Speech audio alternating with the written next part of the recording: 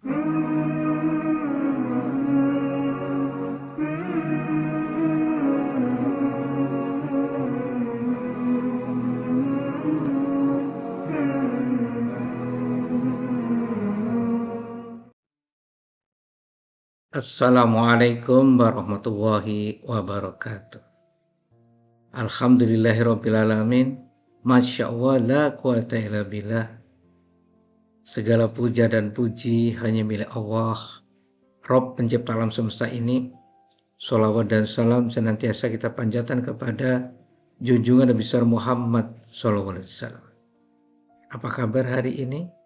Mudah-mudahan semua yang melihat, mendengarkan channel ini semuanya senantiasa sehat, tidak kurang suatu apapun, dan senantiasa dilindungi dan diberkahi Allah SWT.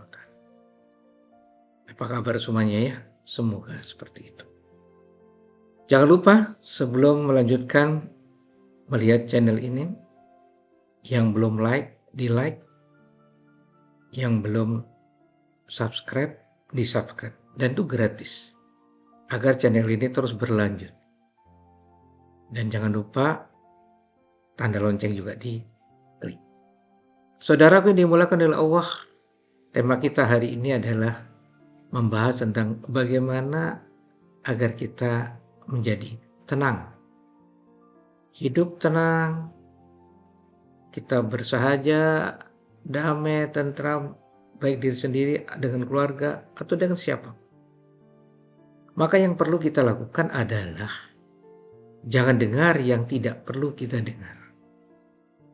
Banyak yang kita dengar yang tidak bermanfaat, tidak perlu, gak usah didengar.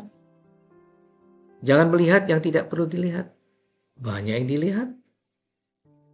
Mau bicara tentang porno, mau bicara tentang apapun yang menyebabkan kita sebel, ya jangan dilihat, supaya kita tenang.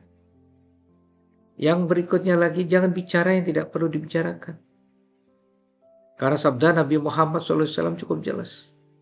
Jika tidak bisa bicara dengan baik dan benar, lebih bagus diam. Itu lebih aman, lebih tentram, lebih tenang kehidupan kita.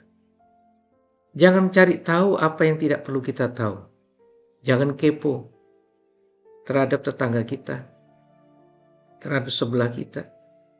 Biarkan mereka hidup dengan begitu adanya, kita pun juga hidup begitu adanya. Kecuali bicara tentang kepedulian, lain lagi. Care itu harus peduli dengan anak yatim piatu, peduli dengan janda-janda yang belum punya dana masuk karena ditinggal suami, meninggal mungkin, atau cerai atau apapun. Itu oke. Jangan cari tahu apa yang tidak perlu kita ketahui. Mari kita fokus hanya pada perbaikan diri sendiri.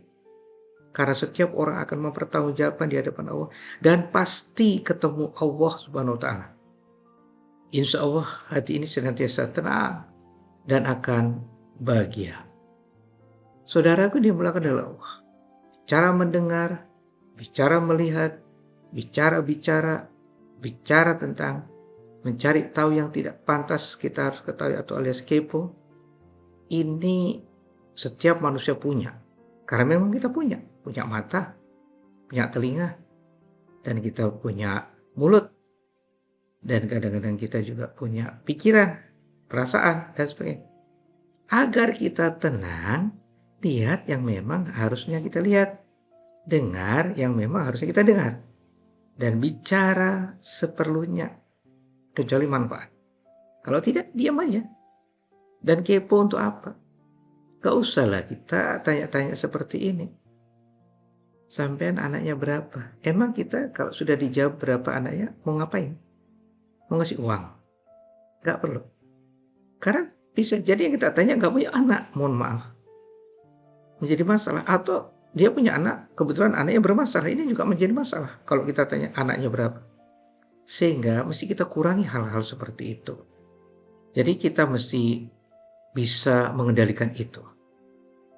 Agar semakin tenang, selain mata, mulut, telinga, dan rasa pikiran kita, ada hal yang harus kita lakukan, yaitu hijrah. Apa ini? Meninggalkan kebiasaan buruk dan mengganti kebiasaan yang baik. Kita bisa hijrah apapun. Kalau Rasulullah SAW hijrah dari Mekah ke Madinah karena di Mekah dicaci maki, dibully, di apapun oleh kaum Quraisy, maka Rasulullah hijrah ke Madinah. Yang ditangkap oleh kaum Ansor dan sangat luar biasa. Kita pun bisa hijrah dalam kondisi apapun. Jadi kalau begitu deh suasana kita nggak enak, kita hijrah. Meninggalkan kebiasaan buruk, menjadi baik itu juga hijrah. Kebiasaan menggibah, ayo stop gibah. Kebiasaan menulis, mengirim-kirim file, gambar atau tulisan yang tidak bermanfaat, mencaci maki orang ini, stop. Yang berikutnya mesti kita lakukan semuanya dengan ikhlas. Melakukan segala sesuatu dengan ikhlas dan tidak mengharapkan pujian dari orang lain. Tangan di atas lebih baik. Dan jangan sampai tangan kiri kita tahu kalau kita berbuat baik.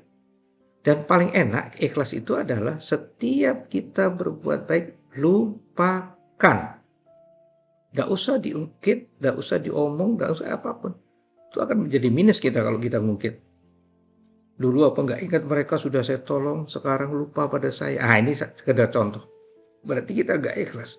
Saya ulangi, ikhlas itu tangan di atas lebih baik. Tapi tangan kiri tidak tahu. Alias, setiap perbuatan baik lupakan. Yang berikutnya kita tidak kikir, loman.